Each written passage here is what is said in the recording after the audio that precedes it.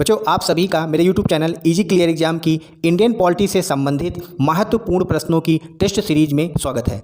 आज के इस वीडियो में हम 25 महत्वपूर्ण प्रश्न भारत के प्रधानमंत्री तथा केंद्रीय मंत्रिपरिषद के बारे में हल करेंगे तथा उनके बारे में विस्तार से चर्चा भी करेंगे।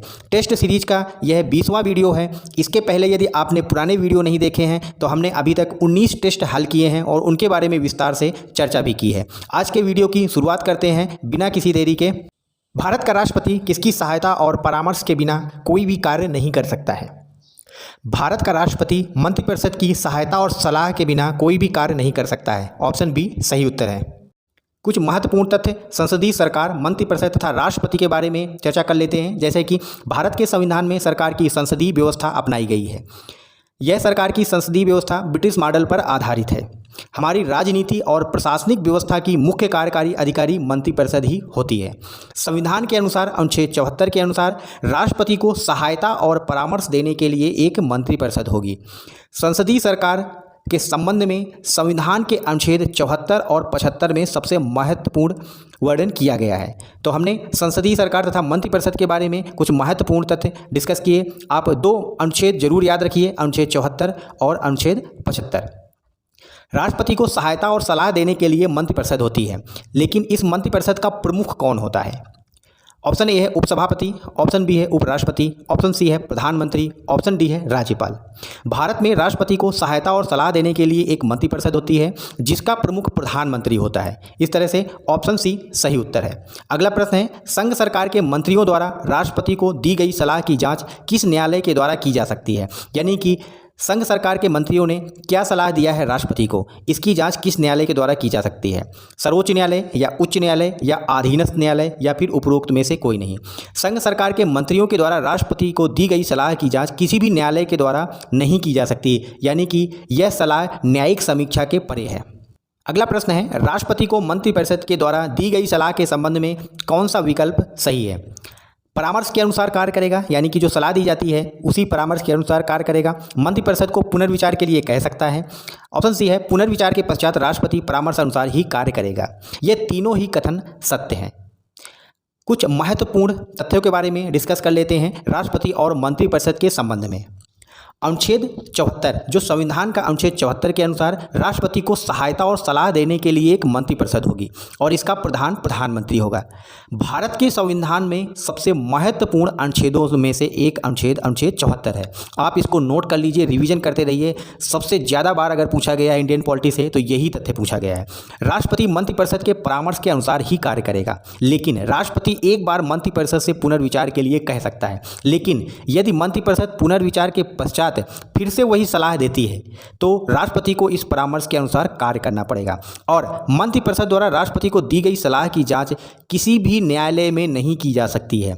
सबसे महत्वपूर्ण तथ्य, मंत्रिपरिषद के द्वारा राष्ट्रपति को दी गई परामर्श की जांच किसी भी न्यायालय में नहीं की जा सकती है, यानी इसकी सलाह की न्यायिक समीक्षा नहीं हो सकती है। अगला प्रश्न है, भारत के प्रधानमंत्री की नियुक्ति कौन करता है? ऑप्शन ए है राष्ट्रपति, ऑप्शन बी है राज्यपाल, ऑप्शन सी है मुख्य न्यायाधीश, ऑप्शन डी है उपराष्ट्रपति।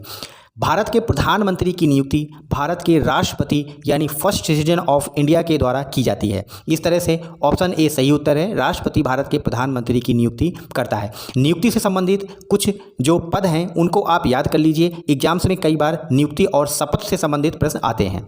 अगला प्रश्न है, संघ सरकार के मंत्रियों की नियुक्ति कौन करता है? भारत में भारत के प्रधानमंत्री की नियुक्ति राष्ट्रपति के द्वारा की जाती है और संघ सरकार के मंत्रियों की नियुक्ति भी भारत के राष्ट्रपति के द्वारा की जाती है। तो इस तरह से ऑप्शन डी सही उत्तर हो जाता है, राष्ट्रपति। अगला प्रश्न देखते हैं, मंत्रिपरिषद के सदस्यों की कुल संख्या लोकसभा की कुल संख्या के कितने प्रतिशत से अधिक नहीं होनी चाहिए? भारत में मंत्रिपरिषद के सदस्यों की कुल संख्या को सीमित किया गया है और यह कुल संख्या लोकसभा की कुल संख्या के 15% से ज़्यादा नहीं होनी चाहिए, यानी 15% आप याद रखिए। किस संविधान संशोधन अधिनियम के द्वारा लोकसभा में मंत्रियों की संख्या सीमित कर दी गई? यानी कि लोकसभा में मंत्रिपरिषद के सदस्यों की संख्या लोकसभा के कुल सदस्यों की संख्या के 15% से ज़्यादा नहीं होगी और यह 91वें संविधान संशोधन अधिनियम 2003 के द्वारा लाया गया था। इस तरह से ऑप्शन ए सही उत्तर है। अगला प्रश्न देखते हैं, संसद सदस्य किस अवधि के लिए संसद में अनुपस्थित होने पर उसकी सदस्यता समाप्त हो जाती है। यानी कि कोई भी संसद सदस्य बिना बताए लगातार 60 दिनों तक अगर अनुपस्थित हो जाता है तो संसद में उसकी सदस्यता समाप्त हो जाती है। ऑप्शन डी सही उत्तर है।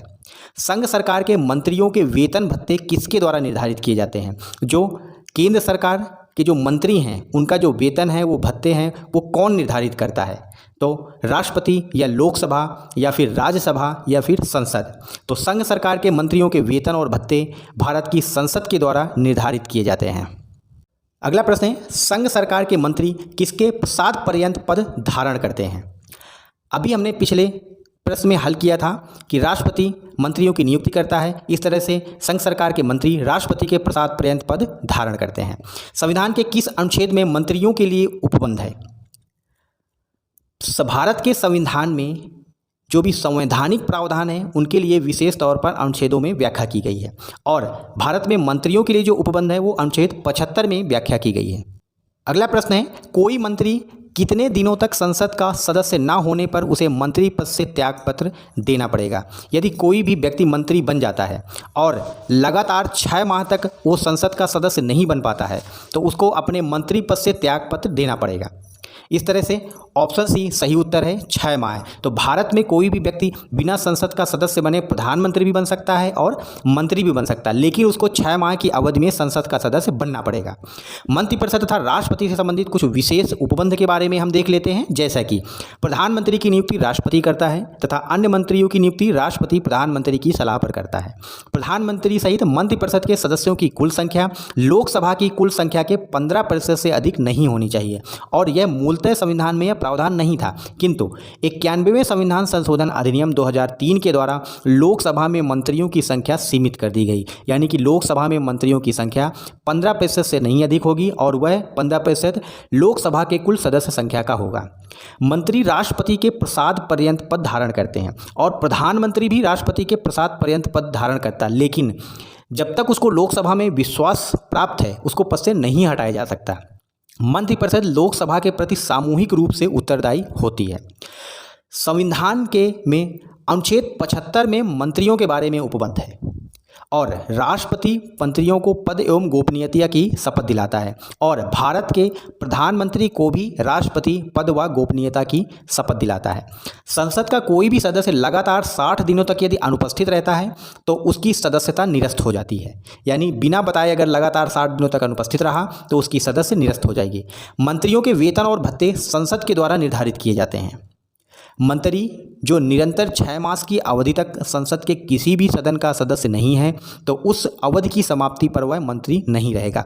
मान लीजिए राष्ट्रपति किसी व्यक्ति को मंत्री बना देता है तो उसको अवश्य ही 6 मास की अवधि के भीतर लोकसभा या राज्यसभा का सदस्य बनना पड़ेगा, नहीं तो उसको अपने मंत्री पद से त्यागपत्र देना पड़ेगा, नहीं तो राष्ट्रपति उसको मंत्री पद से बर्खास्त कर देता है।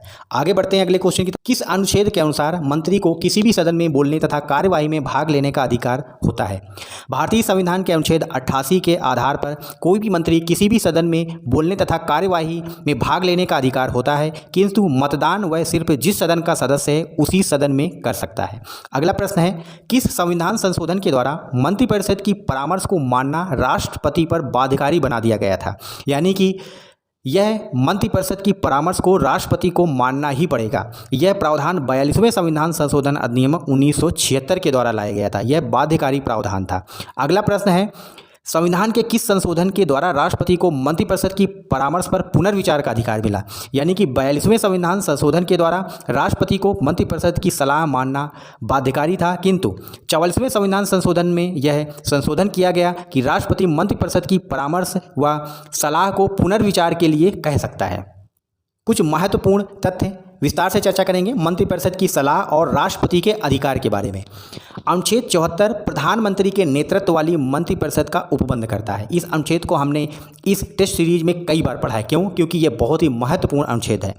42वें संविधान संशोधन 1976 के द्वारा मंत्रिपरिषद की सलाह को राष्ट्रपति के लिए मानना बाध्यकारी बना दिया गया था, लेकिन 44वें संविधान संशोधन के द्वारा 1978 में मंत्रिपरिषद की परामर्श को राष्ट्रपति पुनर्विचार के लिए कह सकता है। यानी कि जो बाध्यकारी प्रावधान था उसको हटा दिया गया, लेकिन पुनर्विचार के पश्चात यदि मंत्रिपरिषद उसी प्रकार की परामर्श देता है तो राष्ट्रपति को परामर्श मानने के अलावा कोई अन्य रास्ता नहीं है। यानी कि पुनर्विचार की जो शक्ति है वो राष्ट्रपति को प्राप्त हुई 44वें संविधान संशोधन 1978 के द्वारा। अगला प्रश्न है, लोकसभा के विघटन होने के पश्चात भी निम्न में से कौन विघटित या विघटित नहीं होता है? ऑप्शन ए है प्रधानमंत्री, ऑप्शन बी है मंत्रिमंडल, ऑप्शन सी है राज्यसभा, ऑप्शन डी है मंत्रिपरिषद। बच्चों, मंत्रिपरिषद लोकसभा के विघटन होने के पश्चात भी विघटित नहीं होती है। अनुच्छेद 74 उच्चतम न्यायालय के कुछ निर्देश हैं, जैसे कि 1971 में उच्चतम न्यायालय ने कहा कि लोकसभा के विघटित होने के पश्चात भी मंत्रिपरिषद विघटित नहीं होगी। इसके कुछ कारण थे, जैसे कि राष्ट्रपति अपनी कार्यकारी शक्ति का प्रयोग बिना मंत्रिपरिषद की सहायता और सलाह के नहीं कर सकता है। बिना मंत्रिपरिषद की सलाह और सहायता के कार्यकारी शक्ति द्वारा किया गया कार्य असंवैधानिक होगा। इसी वजह से 1971 में उच्चतम न्यायालय ने कहा कि लोकसभा का तो विघटन हो जाता है, लेकिन मंत्रिपरिषद विघटित नहीं होगी जब तक आगे आने वाली सरकार की मंत्रिपरिषद नहीं बन जाती है। मंत्रिपरिषद की सलाह के बिना राष्ट्रपति के द्वारा किया गया कार्य अनुच्छेद 74 का उल्लंघन माना जाएगा। यह बहुत ही महत्वपूर्ण प्रावधान भारत के उच्चतम न्यायालय के द्वारा लाया गया। क्यों? क्योंकि राष्ट्रपति किसी भी तथ्य पर निर्णय स्वयं नहीं लेता है, वह मंत्रिपरिषद की सलाह पर ही लेता है। अगला प्रश्न है, भारत में आंतरिक आपातकाल के समय प्रधानमंत्री कौन था? भारत में आंतरिक आपातकाल के समय प्रधानमंत्री श्रीमती इंदिरा गांधी थी। इस तरह से ऑप्शन ए सही उत्तर है। अगला प्रश्न है, भारत में आंतरिक आपातकाल किस अवधि के दौरान लगाया गया था? भारत में आंतरिक आपातकाल प्रधानमंत्री इंदिरा गांधी के द्वारा 1975 से 1977 की अवधि में लगाया गया था। अगला प्रश्न है, निम्नलिखित में से किसके त्यागपत्र देने से पूरी मंत्रिपरिषद का त्यागपत्र हो जाता है? तो ऑप्शन ए सही उत्तर है। प्रधानमंत्री के त्यागपत्र देने से पूरी मंत्रिपरिषद का त्यागपत्र हो जाता है। क्यों? क्योंकि राष्ट्रपति को सहायता और परामर्श देने के लिए मंत्रिपरिषद होती है, जिसका प्रमुख यानी जिसका प्रधान भारत का प्रधानमंत्री होता है। इसलिए प्रधानमंत्री के त्यागपत्र देने से पूरी मंत्रिपरिषद का त्यागपत्र हो जाता है, अलग से किसी को त्यागपत्र देने की आवश्यकता नहीं है। निम्नलिखित कथनों में से कौन सा या कौन से कथन सत्य हैं? मंत्रिपरिषद सामूहिक रूप से संसद के प्रति उत्तरदायी होगी, सत्य कथन है। केंद्रीय मंत्री राष्ट्रपति के प्रसाद पर्यंत पद धारण करेंगे, सत्य कथन है। प्रधानमंत्री राष्ट्रपति को विधायी प्रस्ताव के बारे में सूचित करेगा, यह भी सत्य कथन है। इस तरह से ऑप्शन डी सही उत्तर है, उपरोक्त सभी। भारत में आर्थिक उदारीकरण के समय प्रधानमंत्री कौन था? भारत में जब वैश्वीकरण, उदारीकरण और निजीकरण का दौर आया तो उस समय भारत के प्रधानमंत्री थे पीवी नरसिम्हा राव। ऑप्शन बी सही उत्तर है। बढ़ते हैं अगले प्रश्न की ओर। भारत के सर्वप्रथम लोकसभा अध्यक्ष कौन थे? ऑप्शन ए सही उत्तर है। भारत के सर्वप्रथम लोकसभा अध्यक्ष जीवी मावलंकर थे। स्वतंत्र भारत के सर्वप्रथम लोकसभा अध्यक्ष जीवी मावलंकर। अगला प्रश्न है, भारत के सबसे पहले मुख्य चुनाव आयुक्त कौन थे? भारत के निर्वाचन आयोग का जो अध्यक्ष होता है उसको मुख्य चुनाव आयुक्त कहते हैं, और सुकुमार सेन भारत के पहले मुख्य चुनाव आयुक्त थे। ऑप्शन ए सही उत्तर है। भारत में उच्चतम न्यायालय के न्यायाधीशों की संख्या में वृद्धि करने की शक्ति निम्न में से किस में है? भारत में उच्चतम न्यायालय के न्यायाधीशों की शक्ति में वृद्धि करने की शक्ति भारत की संसद को दी गई है। तो बच्चों, आप सभी को यदि यह वीडियो पसंद आया हो तो इसको लाइक, शेयर और सब्सक्राइब करना ना भूलें। धन्यवाद।